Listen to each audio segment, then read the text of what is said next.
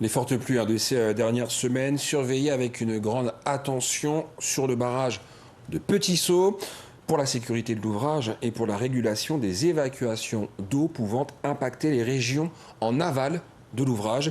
Il sera question d'énergie avec notre invité Michel Durand, directeur EDF, après ce reportage de Jean-Gilles Assard. En voyant la force de l'eau évacuée du barrage de Petit-Saut, on pourrait penser qu'il est en mauvaise posture. Bien au contraire, ces lâchers d'eau sont la conséquence d'une surveillance de tous les instants. Rodney et Léonard effectuent systématiquement à chaque prise de quart un contrôle du niveau. Je vois 35,07. Tu as combien? Oui, je confirme, mais bon, c'est largement inférieur à la côte d'hier. Hein. Là, on est en train de redescendre la côte. Une fois les relevés effectués, direction le bureau, véritable tour de contrôle. Là, ils saisissent les paramètres permettant de surveiller la montée des eaux avec une attention rigoureuse. Comme dit l'essor le feu, là on regarde le niveau de la retenue, le niveau entrant qui rentre dans la retenue et le niveau qui sort. Et en fonction de cela, ça nous permet de manœuvrer ou non les vannes de fond. Comme vous le faites quand un récipient est sur le point de déborder. Sur le barrage, l'évacuation est réalisée grâce à l'ouverture de 3 vannes de fond, mais aussi un clapet et des déversoirs de surface. Il nous offre cette magnifique chute. Depuis le mois dernier, le débit en amont du barrage dépasse les 1300 mètres cubes à la seconde. De quoi remplir une piscine olympique en 2 petites secondes. Dès lors, la surveillance est permanente. On déclenche les 3.8 à partir d'un débit entrant de 700 mètres cubes seconde dans la retenue. On produit de l'électricité, mais la principale fonction de notre métier, c'est d'assurer la sûreté de l'ouvrage et des tiers autour du barrage. Donc, sur la crue, les agents contrôlent les débits entrants, contrôlent les débits sortants pour ajuster l'ouverture des organes de manœuvre qui nous permettent de passer les débits. Même si le phénomène El Niño semble exceptionnel, l'an dernier, les niveaux étaient pratiquement les mêmes. Selon EDF, les évacuations d'eau ne peuvent être seuls responsables des inondations sur la commune de Sinnamary.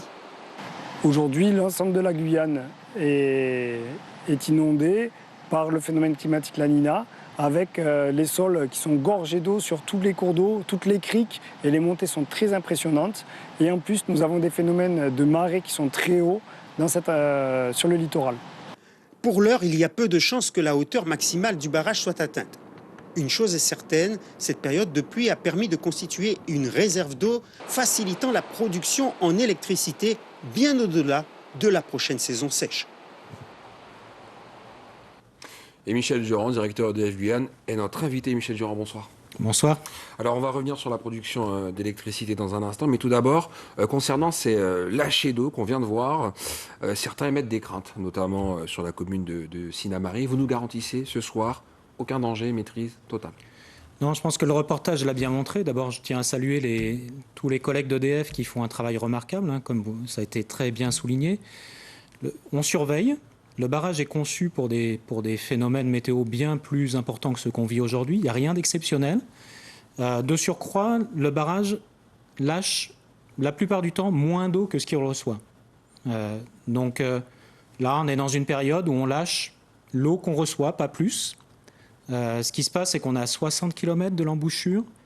Dans les 60 km qui sont derrière le barrage, comme ça a été souligné tout à l'heure par le préfet, les nappes phréatiques sont pleines. Il pleut beaucoup, il y a beaucoup d'entrants d'eau, des marées importantes. Donc on a une collusion de phénomènes, El Niño, les marées, qui font que beaucoup de secteurs en Guyane sont sous l'eau. Sinnamary n'est pas épargné dans quelques zones. On est en relation avec le maire. Vous voyez, on a eu une rencontre lundi ensemble pour évoquer ces sujets-là. J'aurais pas tendance à dire que c'est régulier, mais c'est pas la première fois. Et ce qu'on doit à tout le monde et à toute la population, c'est finalement de l'information, de la prévenance, de l'anticipation. Et encore une fois, je tiens à rassurer sur le fait que le barrage est en très bon état, très bien surveillé, et qu'on est dans des phénomènes qui sont, somme toute, assez classiques. Très bien. Alors, nous l'avons appris en ce début d'année. La Guyane est très bon élève en matière d'énergie renouvelable, à hauteur de 70%. On se situe à quelle place au niveau national et qu'est-ce qui se cache derrière cette appellation, l'énergie renouvelable, très bon élève? Qu'est-ce que ça veut dire? Alors déjà, on peut être fier, on est les premiers, et de loin. En énergie renouvelable au niveau national. En énergie renouvelable, on est les premiers en France. On est le territoire en France qui a son électricité d'origine renouvelable, avec une partie de cette électricité qui est à 70%, ce qui nous fait être les champions. Alors, dans cette énergie renouvelable, ce qui est à signaler, c'est on a bénéficié de beaucoup d'eau en 2021, on l'a tous constaté, donc ça a amené à ce que le barrage de Petit-Saut produise beaucoup d'électricité d'origine renouvelable.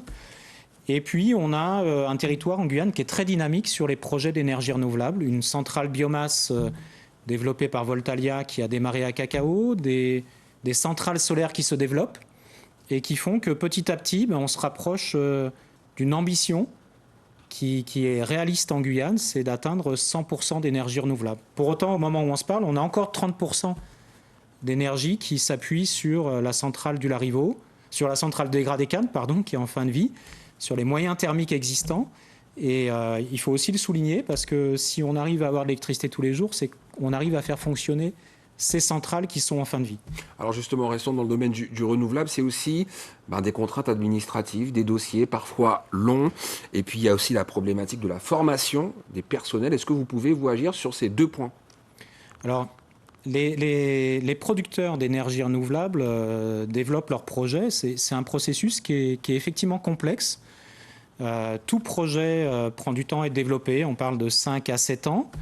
Il faut des compétences, c'est des domaines dans lesquels aujourd'hui il y a des métiers qui se développent en Guyane, il y a des besoins de formation.